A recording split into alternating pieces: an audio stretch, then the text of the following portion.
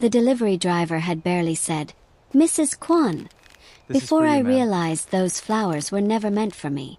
I signed for the enormous bouquet anyway. White roses, ivory wrapping, black satin ribbon. For one hopeful second, I thought my husband had finally remembered how to surprise me.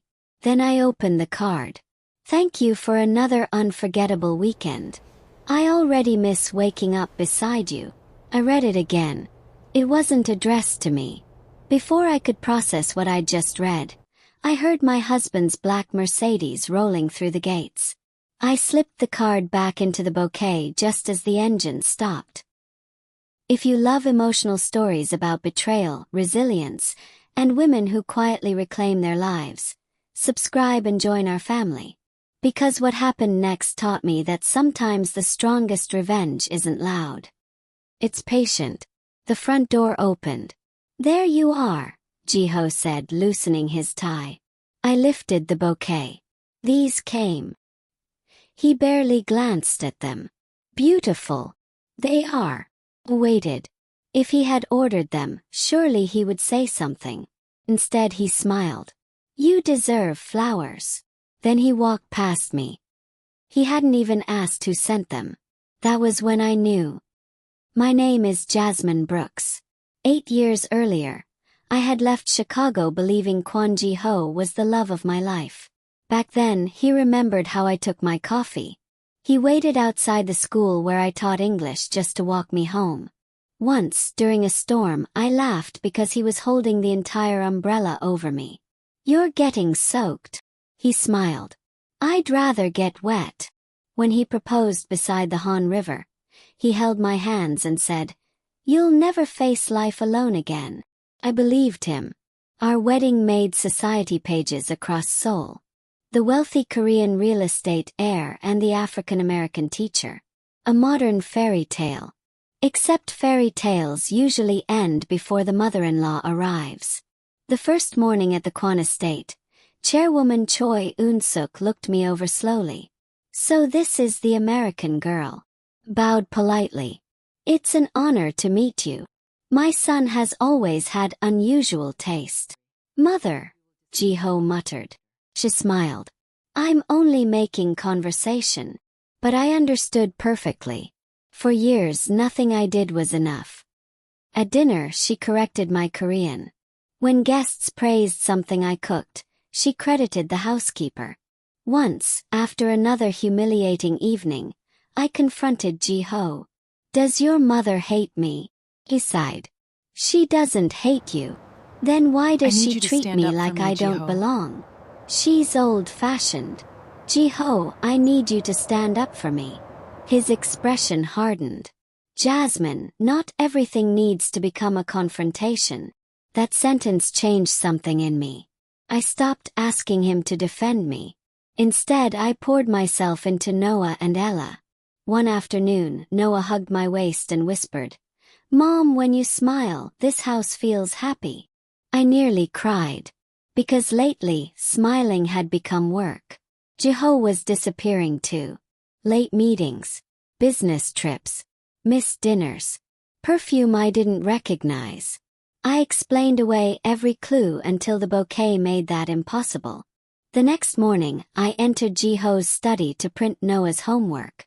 His tablet lit up. A hotel reservation appeared. Jeju Island, Ocean View Suite. 2 guests. Then another notification slid across the screen. "Last weekend wasn't long enough. I already miss you." The sender was saved under 1 letter. I heard footsteps outside the study. Someone was coming. I locked the tablet, returned it exactly where I found it, and reached for the printer. Then Chairwoman Choi appeared in the doorway. Her eyes moved from me to Ji-Ho's tablet. "What exactly are you doing in my son's office, Jasmine?" I smiled politely. "I'm printing Noah's homework." Chairwoman Choi glanced at the printer, then back at me. "You should avoid touching Ji-Ho's work." "Of course." She lingered for a moment before walking away. Only after I heard her heels disappear down the hallway did I breathe again. I looked at the leather notebook in my hand. For a long moment, I considered writing down what I had just seen. Instead, I closed it. I already had my answer. That evening, Ji-Ho packed a small suitcase. "I have a meeting in Busan," he said without looking at me. I folded one of his shirts. "How long?" "Until Sunday." He nodded. "Travel safely." He stopped. "That's it." I looked up. "Should there be something else?" He studied my face as though he expected anger. There was none. When the front door closed behind him, I walked into the kitchen, made myself a cup of tea, and stared out at the garden. "This is real," I whispered. For the first time I stopped hoping I was wrong. The next afternoon my phone rang. "Jasmine Brooks," a familiar voice said. "Please tell me you still remember me." I laughed for the first time in weeks. "Lauren, you sound surprised. I thought you were still in New York. I moved to Seoul almost a year ago. Now stop making excuses and meet me." The following day, we met at a quiet cafe overlooking the Han River. The moment she saw me, her smile faded. "What happened to you?" "I'm tired." "No," she said gently. "You're carrying something." I tried changing the subject. She reached across the table and took my hand. "You don't have to protect everyone all the time." Something inside me finally broke. Not with tears. With honesty. I told her about the bouquet. The messages. The lies. When I finished, Lauren was silent. Finally she asked, "What do you want?" "I don't know." "Yes, you do." I stared into my coffee. "I want to stop feeling trapped." She smiled softly. "Then don't build an escape plan." I looked up. "Build a freedom plan." What does that even mean? It means creating a life that doesn't depend on someone else's choices. I laughed nervously. "I'm an English teacher, Lauren. And I don't know anything about money. You know how to learn." She opened her laptop. "Start there." Every Friday became our secret. While everyone believed I was volunteering at Ella's school, Lauren taught me the basics of investing. Cash flow. Property value. Compound growth. Risk. She never rushed me. One afternoon she said something I never forgot. "Financial independence isn't about becoming rich." She pointed toward the skyline. "It's about making sure nobody else gets to decide your future." Those words stayed with me. A month later, Lauren slid a property listing across the table. It was a modest apartment in an up-and-coming neighborhood. "I can actually afford this," I said. "You can. But what if it fails?" She smiled. "What if it doesn't?" 3 days later I signed the papers. It wasn't glamorous. It wasn't a mansion.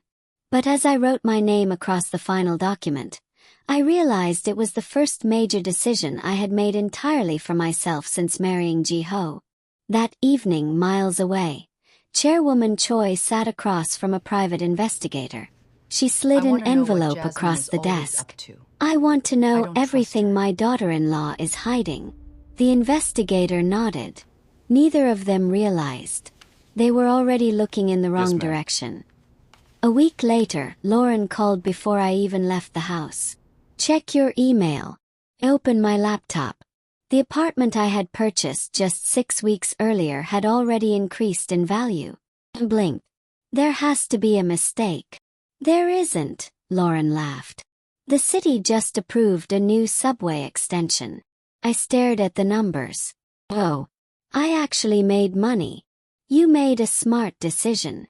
For the first time in months, I smiled without forcing it. That one apartment became 2. Not overnight. Not by luck.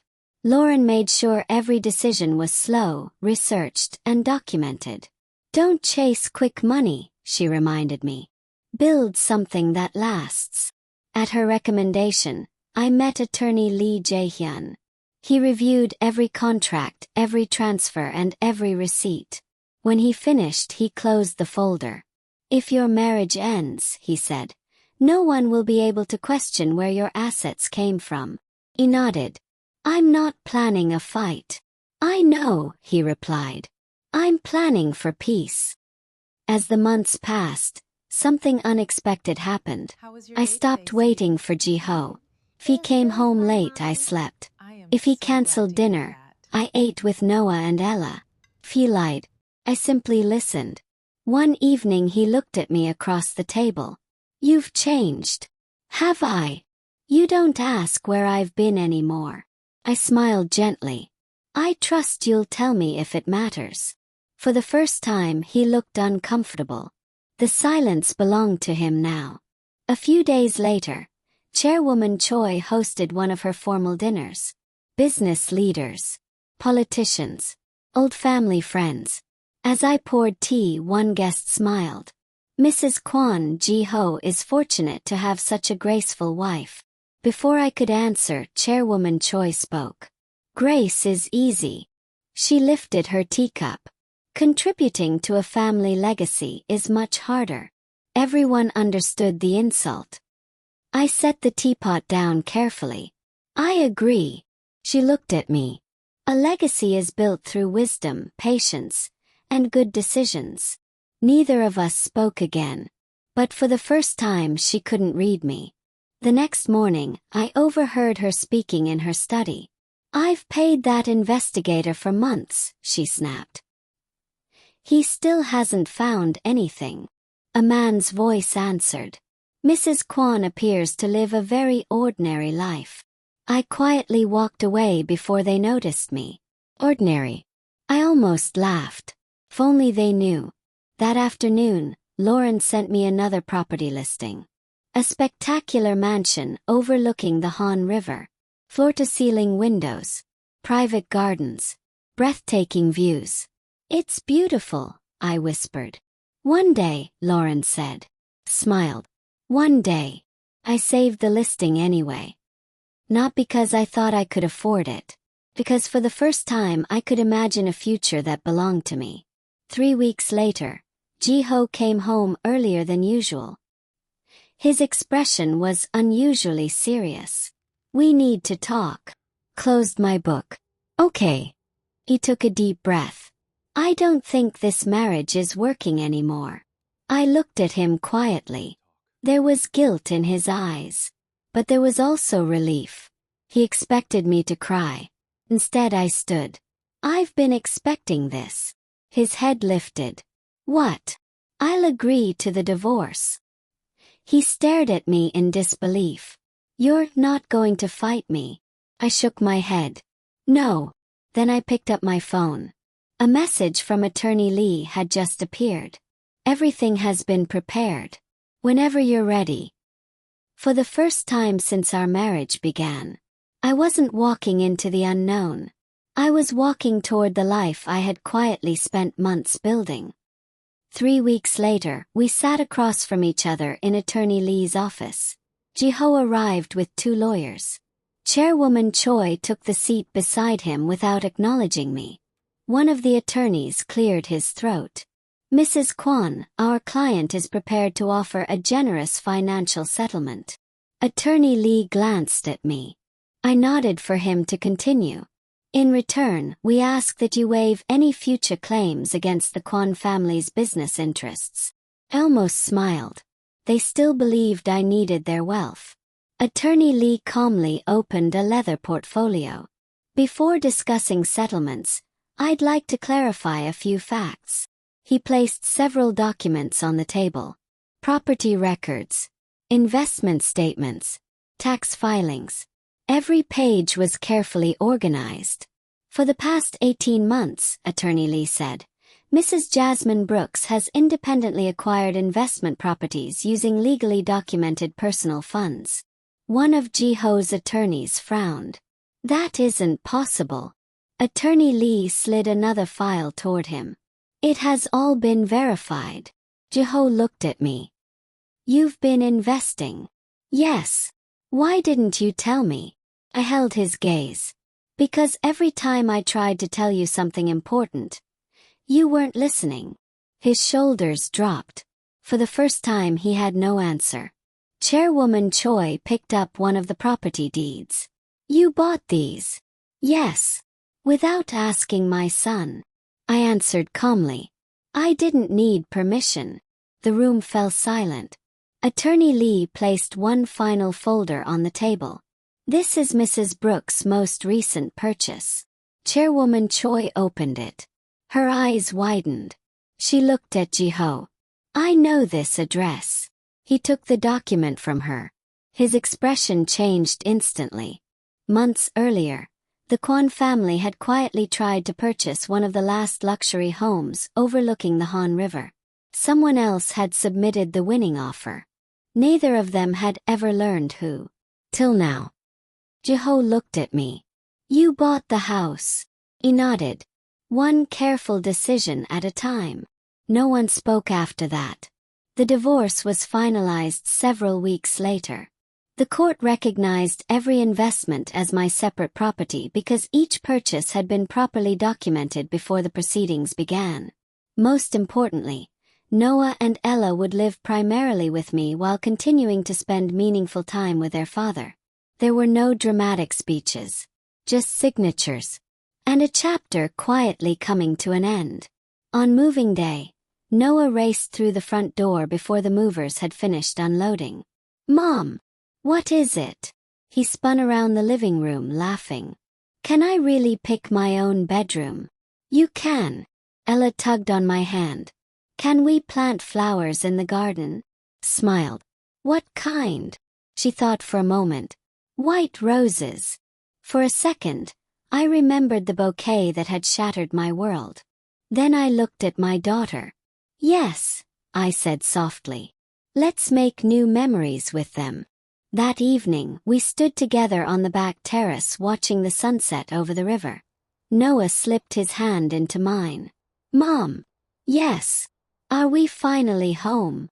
I looked at the house. Then at my children. Finally, I looked at the life we had rebuilt together. Yes, I whispered. We're home. Not because it was the biggest house. Not because it overlooked the Han River. But because no one could ever make us feel unwanted inside it again. Thank you for watching until the very end. If Jasmine's journey reminded you that patience, wisdom, and self-worth are sometimes stronger than anger, tell us in the comments. What would you have done if you were in Jasmine's place? And if you enjoy heartfelt Afro-Korean stories filled with resilience, love, and second chances, don't forget to subscribe. We'll see you in the next story.